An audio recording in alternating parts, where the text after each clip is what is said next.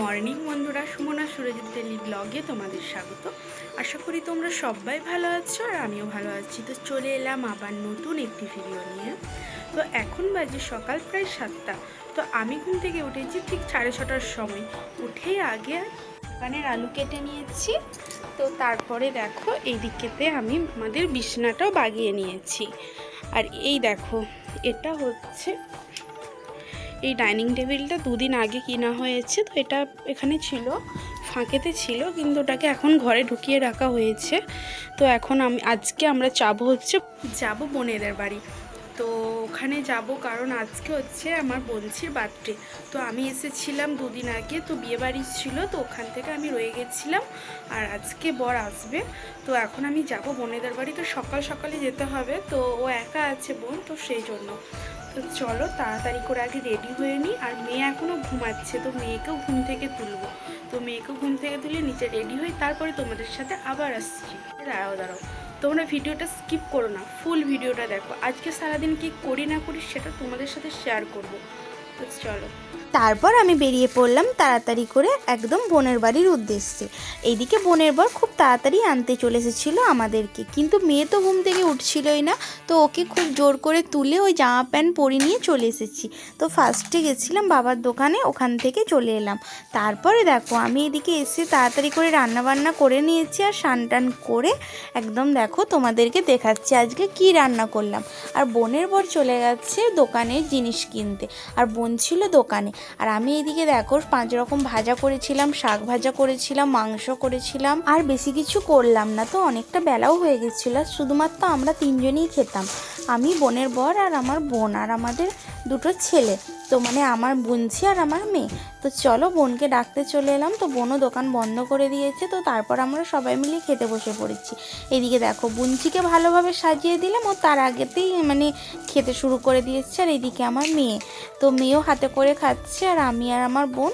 তো দেখো সবাই মিলে খেতে বসে পড়লাম। তো এইদিকে মাকে ভিডিও কল করা হচ্ছে, আর এইদিকে আমরা খাচ্ছি। তো আমাদের খাওয়া দাওয়া কমপ্লিট হয়ে গেছে। আর ওইদিকে দেখো আমার বোন গোটা ঘরটা মুছে নিচ্ছে, কারণ ঘরটা হচ্ছে যে পুরো ভাতে ভর্তি করে দিয়েছিল দুজনে, আমার মেয়ে আর বোনজি মিলে।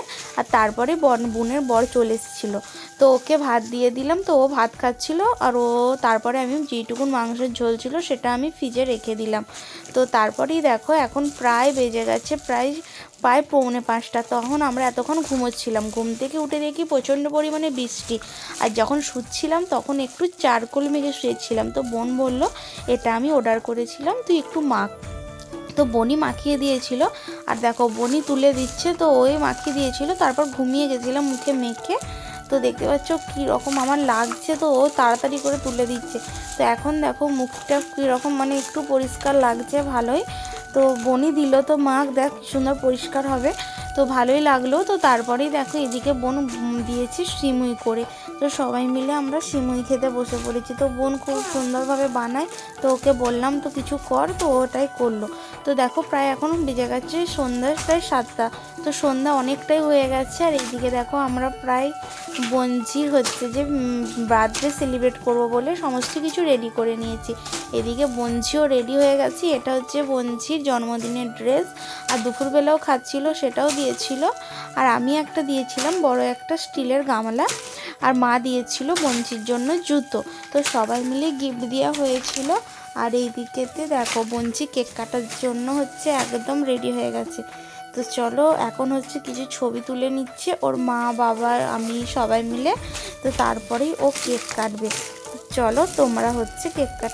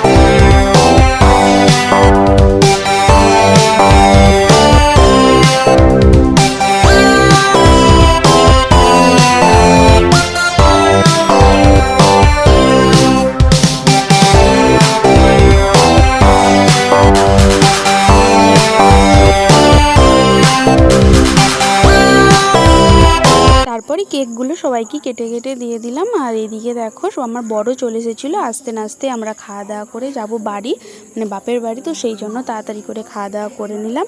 আর এইদিকে আমাদের প্রায় খাওয়া দাওয়া কমপ্লিট হয়ে গেছে। আর এইদিকে দেখো সমস্ত কিছু বোন মুছে ফেলেছে। তো চলো বন্ধুরা, আজকের ভিডিওটা এখানেই শেষ করছি। আজকের জন্য টাটা, বাই, গুড নাইট।